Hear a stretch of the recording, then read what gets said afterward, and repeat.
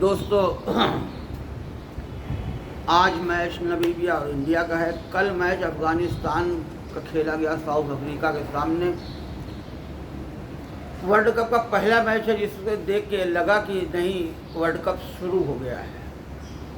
वरना अभी तक छोटी छोटी टीमों का मैच था, बड़ी टीमों के सामने होता था। कभी छोटी छोटी टीमें आपस में ही लड़ जाती थी, तो अभी तक समझ में नहीं आ रहा था ना, वो मज़ा आ रहा था। मगर कल मज़ा आया।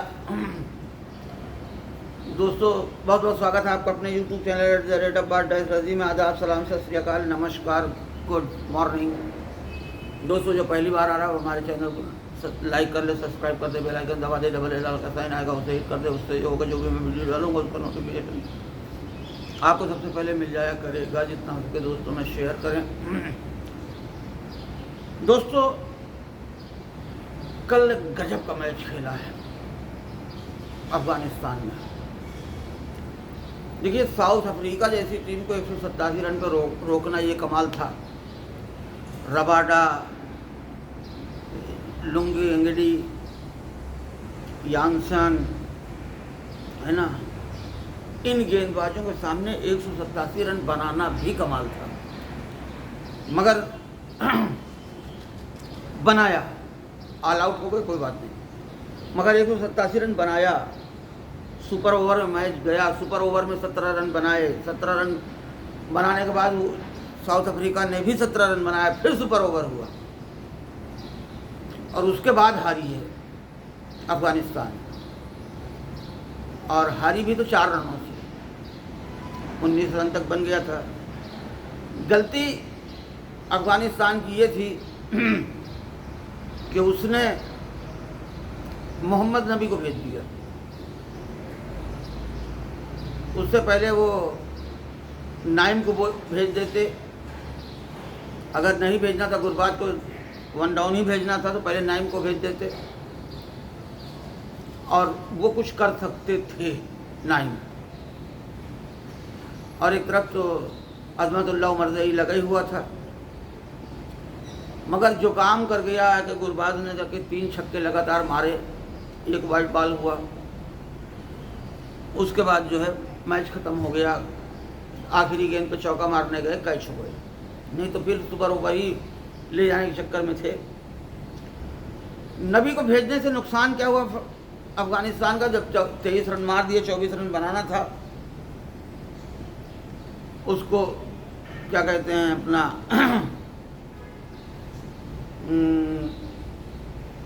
अफगानिस्तान को। साउथ अफ्रीका ने पहले भी गलती की थोड़ी सी, कि उन्होंने भेजा गेंदबाजी करने के लिए अजमत को। अजमत उतना इफेक्टिव बॉलर नहीं है जितना राशिद खान खुद थे, और उन्होंने केशव महाराज को भेजा। हालांकि दूसरी गेंद तो उनको विकेट मिली, तीसरी गेंद, चौथी गेंद, 5वीं गेंद सब पे छक्का पड़ा उनको। 5वीं गेंद उनकी वाइड भी हुई। मगर मुश्किल ये थी कि आखिरी गेंद पे 5 रन चाहिए थे। 4 लेते तो बराबर हो जाता इसको फिर। मगर वो चौका न जाके गेंद हाथ में चली गई और हार गई अफगानिस्तान। अच्छा, थोड़ा सा लक भी होता है। थोड़ी सी नई टीमों की शायद यही चीज़ होती है कि वो अपने आप को कंट्रोल नहीं कर पाते। अक्सर ये हुआ है कि जब भी सुपर ओवर में मैच गया है, अफगानिस्तान हारा है। हमारे सामने भी सुपर ओवर में पड़ा था मैच, और उसमें भी हारा था अफगानिस्तान ही। तो ये सब चीज़ें हैं दोस्तों, कि ये सब में थोड़ा सा एक्सपीरियंस की कमी दिखाई देती है। मगर ठीक खेला, जो भी खेला अच्छा खेला। मैच मज़ा आ गया मैच देख के अफगानिस्तान का। और ये बात तो सही है कि अगर कल जीत जाती अफगानिस्तान तो बहुत बड़ा अपसेट हो जाता, बहुत बड़ा अपसेट कर दी। मगर बस लक अच्छा है साउथ अफ्रीका की, उनकी इज्जत बच गई और अफगानिस्तान अपसेट नहीं कर सकी। अगर अपसेट कल कर गई होती तो शायद अफगानिस्तान खेलती इस बार का वो सुपर 8 में तो जाती वो टीम। मगर अब 4 में से 2 मुकाबले वो हार चुके हैं। एक न्यूजीलैंड से हारे हैं, एक साउथ अफ्रीका से हारे।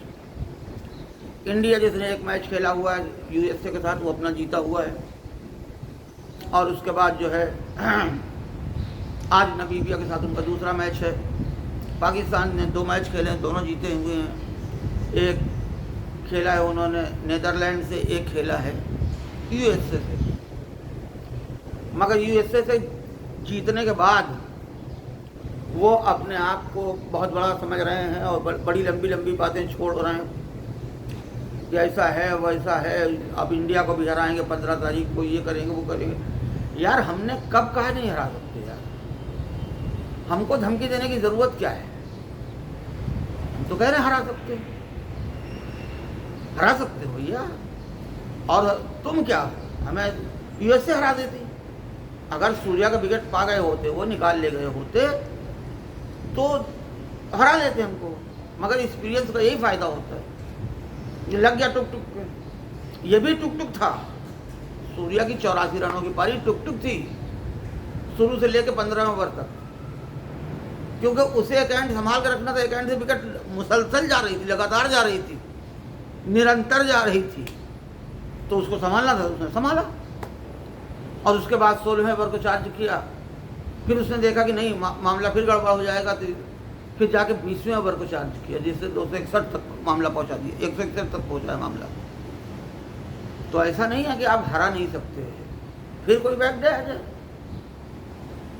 मगर हमारी टीम अगर हारेगी भी तो लोग ये कहेंगे कोलैप्स कर गई, बैटिंग कोलैप्स कर गई, या बॉलिंग कोलैप्स कर गई, या फील्डिंग कोलैप्स कर गई। ये लोग इसका उदाहरण देंगे कि ये हुआ।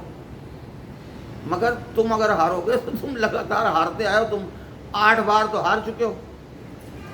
अगर 9वीं बार फिर हारोगे तो क्या बहाना बताओगे? बड़ी बड़ी बातें तो कर रहे हो, आपके पास बहाना क्या है कि नहीं ऐसा है वैसा है? वो जो ईटा छाप बॉलिंग कर रहा है तुम्हारा उस्मान तारिक, इसके ऊपर एक बार एक्शन हुआ तो दोबारा फिर एक्शन होने वाला होना चाहिए था, इसको रिपोर्ट करनी चाहिए आईसीसी में, इनका टेस्ट होना चाहिए। ये क्या है? यहाँ हाथ रोकना क्यों है भाई? तुम आगे ऐसे ही फेंको ना, नहीं, इसको रोक के पूरा एम बना के तब फेंकते हैं। तो ये चीज़ देखनी पड़ेगी इनको।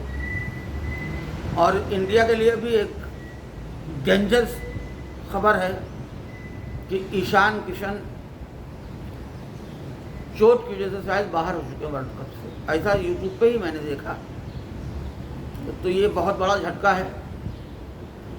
हालांकि ऐसा नहीं है कि ईशान किशन की जगह लेने वाला कोई नहीं है लेने वाले, मगर ये कि वैसा इंटेंट अभी तक किसी ने नहीं डाला कि वापस आके 2-3 साल बाद आए और इतना इंटेंट के साथ खेले कि पूरी दुनिया उसकी तारीफ करे। तो ये एक बहुत बड़ा फेलियर है उसका चोट जो लगी। मगर ये है कि इंजरी है तो किसी को भी हो सकती है, चोट लग गई तो बाहर हुआ। और वर्ल्ड कप से बाहर होना बोले तो मजाक नहीं है। इससे पहले हर्षित राणा बाहर हुए तो उनकी जगह पर मोहम्मद सिराज आ गए। एक ही मैच खेला है हालांकि सिराज ने, मगर उसमें अपनी छाप छोड़ी है, 3 विकेट लिया उन्होंने। और आज नामीबिया के साथ मैच है, वो देखना पड़ेगा कितना लिया। 3 विकेट करके 6 विकेट तो एनजीडी भी ले चुका,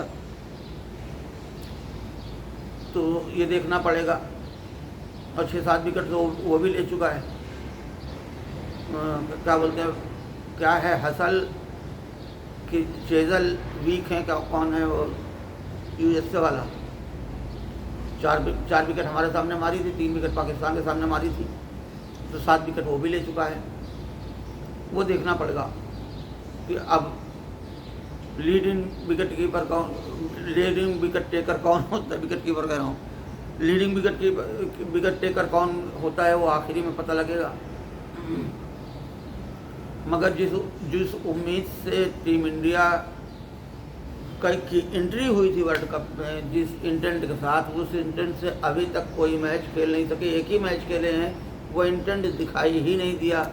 न्यूजीलैंड की टीम को मार मार के भरता बना दिया, उससे पहले साउथ अफ्रीका की टीम को मार मार के भरता बना दिया। और वर्ल्ड कप आते ही हम यूएसए से फंस गए थे। तो ये देखना होगा। बहरहाल रोज़ ये काम नहीं होगा। आज नबीबिया से मैच है। नबीबिया खैर कोई बहुत बड़ी टीम नहीं है, उसके सामने तो 400 कुछ रन मारा हुआ है नेपाल ने भी। तो ये देखना होगा क्या होता है क्या नहीं होता। बहरहाल छोटी टीम है, मगर उनका ट्रीटमेंट वैसे ही होना चाहिए, है ना। अब हम नबीबिया से जीत के ऑस्ट्रेलिया को चैलेंज करें तो ये कहाँ समझ में आता है यार। अगर हम मान लो 7वें नंबर पे हैं या 5वें नंबर पे हैं और हम नबीबिया से मैच जीतें और ऑस्ट्रेलिया को चैलेंज करें, वही वाला हिसाब किताब पाकिस्तान का है। 7वें 8वें नंबर की टीम, अब वो USA से मैच जीत के हमको चैलेंज कर रहे हैं कि हम, वो कह रहा है साहबजादा फरहान मैं अकेला ही हरा दूंगा टीम इंडिया को, जसप्रीत बुमराह का कैरियर ख़त्म कर दूंगा। अबे बेटा, अभी तुमने देखा ही नहीं है, और वो इंजरी प्रोन होने के बाद ऐसी गेंदबाजी कर रहा, वरना जसप्रीत बुमराह तुम जैसे लोगों को नज़र में नहीं लाता था। मलिंगा के बाद अगर कोई गेंदबाज नज़र आया था तो वो बुमराह ही नज़र आया था हमारा। सॉरी। तो ये चीज़ें ना भूले पाकिस्तान कि तुम्हारे लिए सिराज और जो हैं वो काली हैं। और रह गई ये कि तारिक का 4 ओवर अगर निकाल ले गई टीम इंडिया मार के ना, तारिक को मार दिया अगर, तो दिल खुश कर देगी टीम इंडिया। ये बता देगी कि देखो तुम पत्थर फेंको या पत्थरबाजी करो, कुछ भी कर लो, हम तुमसे डरते नहीं, हम तुमसे जीत के दिखा देंगे। अब वो देखा जाएगा। संडे को मैच है तीसरा हमारा। अब उसमें इंडिया जीतती है नहीं जीतती है, क्या होता है क्या नहीं होता है, वो बात की बात है। हम हार भी सकते हैं, मगर ये कि ज़्यादा उम्मीद है कि पाकिस्तान के बस की बात नहीं है हमको हराना। अब ये कुल्लम कुल्ला गया, हार जाए हम अलग बात है, मगर उसके बस की बात नहीं है। ये शुरू से बड़ी बड़ी धमकियाँ देते हैं, हर मैच में धमकी के साथ आते हैं। 23 में आए तो धमकी के साथ आए थे, उससे पहले आए थे तो धमकी के साथ आए, 24 में आए तो धमकी के साथ आए, अब 26 में भी धमकी के साथ आ रहे हैं। और हर बार मुँह की खाए, 24 में 3 बार मुँह की खाए। अभी देखना क्या होता है ना। बस दोस्तों, इसी के साथ आप लोगों से विदा लेते हैं। अच्छा, ये एक पता नहीं क्या कुदरत का निज़ाम है कि ये कभी नहीं जीतते हमसे। ICC के किसी भी टूर्नामेंट में ये हमसे जीतते नहीं है ना। उसमें इमर्जिंग में एशिया कप में तो हमसे जीत गए थे। ICC का जब टूर्नामेंट आया अंडर 19 का, उसमें भी हार गए। हमारी बच्चियों से लड़े, उसमें भी हार गए। तो जाहिर सी बात है, जीत के भूखे लोग हैं, जीत के तड़पे हुए लोग हैं, तो बड़ी बड़ी बातें बढ़ के मारते हैं कि हो सकता है कुछ तो कमज़ोर पड़ जाए। मगर ये देखना पड़ेगा, बाबर आजम ने उस दिन 46 रन मार दिया था, 73 रन उसने मार दिया था। शादाब ने भी अच्छी बैटिंग की थी और अनलकी रहे थे उस दिन भी। आगा सलमान जो साउथ अफ्रीका के सामने मैच खेला था और उतना रन ना बनाया होता, साउथ अफ्रीका शायद जीतने की सोच लेती। बस दोस्तों, इसी के साथ आप लोगों से विदा लेते हैं। खुश रहें, मस्त रहें। आदाब, सलाम, सत श्री अकाल, नमस्कार, गुड मॉर्निंग। कंटेंट बहुत सा है और बहुत सी दीनी बातें भी हैं, उस पर भी बात कर सकते हैं, मगर हमारी मजबूरी ये है कि हम अभी बात नहीं कर रहे हैं ज़्यादा, क्योंकि हमारा कंटेंट क्रिकेट और शायरी ही है, तो उसी में बात हम कर रहे हैं। न्यूज़ पे भी बात कर सकते हैं, ईरान पे भी बात कर सकते हैं। मौला का करम है, इतना तो परवरदिगार ने दिमाग दिया ही है कि कौन क्या चाहता है, कौन कैसा कर रहा है, किसकी क्या स्पेशलिटी है, क्या है क्या नहीं है, वो भी बात सही है। ईरान को बार बार अमेरिका धमकी दे रहा है, मगर वो घबराया हुआ तो है। क्या 4 शर्तें हैं, मान ले कि वो कर लें, क्या कहते हैं, अपना मिसाइल प्रोग्राम बंद करने, न्यूक्लियर बनाना ज़ीरो कर दें और उसको जो बनाया हुआ है उसको दे दें और ये कर दें और वो कर दें। अबे तुम्हारे बाप का राज है क्या? तुम जिसको चाहोगे इतनी पाबंदी लगा रखे हो। कोई और मुल्क होता तो बर्बाद हो गया होता। ईरान ही एक ऐसा मुल्क है कि इतनी बर्बादियों के बाद भी, इतनी पाबंदियों के बाद भी तरक्की पे है कि जो तुम्हारी आंखों में आंखें डाल के दे रहा है। अच्छे अच्छे जो संपन्न देश हैं, है ना, जो संपन्न देश हैं वो कुछ नहीं कर सकते, तुम्हारे सामने बोल नहीं पा रहे हो, उस वहाँ खड़े होकर आंखों में आंखें डाल के बात ईरान ही कर रहा है। ये क्या हम जानते नहीं हैं? मगर हम नहीं बात करते भाई। चलें बस, आदाब, सलाम, सत श्री अकाल, नमस्कार, गुड मॉर्निंग, खुदा हाफिज़, फ़ी अमानिल्लाह, खुश रहें, मस्त रहें।